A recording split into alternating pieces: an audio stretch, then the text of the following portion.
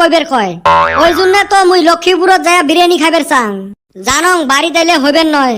তুই জন্মর পরের থাকি মঠাই যে টেহা চাস মুই কোনোদিন দিছলুম না রেকর্ডে নাই। ওই তো আজকেও দিবেন নহান। হ্যাঁ গো আব্বা আমার জানি কয়টা চড়াই ডিম পারে? হইবে রে বাবা 5-7টা। তাহলে তো মোটামুটি 30-40টা ডিম আছে। হেস বাবা বেশি হবে। যাও তাহলে মেলা বিরিয়ানি খাওয়া যাবে। গেলুম মুই।